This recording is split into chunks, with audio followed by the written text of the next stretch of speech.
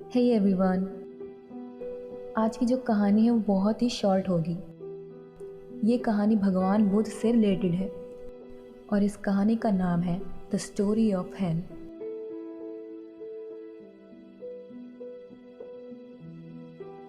एक समय की बात है जब बुद्ध अपने कई जन्मों में से एक जन्म से पहले नर्क में थे। बुद्ध बनने से पहले उन्होंने अपनी बहुत से जन्मों में कुछ ऐसे काम किए जिससे लोगों को बहुत ही तकलीफ हुई। यही वजह है कि उन्होंने खुद को नर्क में पाया। उनके साथ एक और आदमी था और एक साथ उन्हें नर्क में बहुत मेहनत करनी पड़ती थी। ये सब उन्हें एक गार्ड के कहने पर करना पड़ता था जो उस नर्क को संभालने वाला था। उस गार्ड को देख के लगता था कि उसे कुछ महसूस नहीं होता है या वो कभी सोचता नहीं है।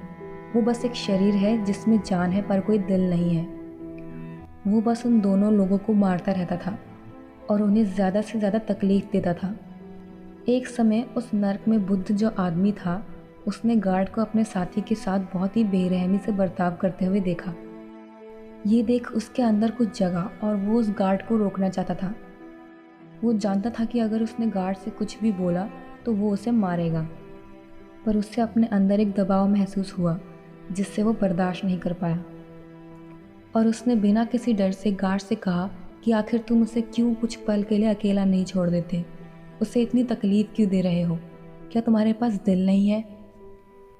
ये सुनकर गार्ड को बहुत गुस्सा आया और उसने अपने हथियार से बुद्ध के सीने में मार दिया, जिससे बुद्ध उसी समय मर गए और उन्हें एक ही पल में इंसान के शरीर में वापस से जीवन मिला और वो नर्क छोड़ के भाग गए और पृथ्वी पर इंसान बन गए, सिर्फ इसलिए कि उनके अंदर उनके साथी के लिए उस गार्ड का सामना करने की ताकत आई। दूसरे साथी ने बुद्ध को मरते हुए देखा तो उसे बहुत गुस्सा आ गया और उसने उस गार्ड से कहा कि तुमने मेरे दोस्त को मार दिया है, तुम्हारे पास सच में दिल नहीं है। तब गार्ड उसे भी अपने हथियार से मार देता है और वो आदमी भी उसी पल इंसानी शरीर में धरती पर जन्म लेता है और नर्क छोड़ के भाग जाता है। बुद्ध और वो आदमी दोनों को पृथ्वी पर नए सिरे से शुरू करने का मौका मिलता है। पर उस गार्ड का क्या होता है जिसके पास कोई दिल ही नहीं है? वो बहुत ही अकेला महसूस करने लगता है क्योंकि उस नर्क में बस वो 3 लोग ही थे।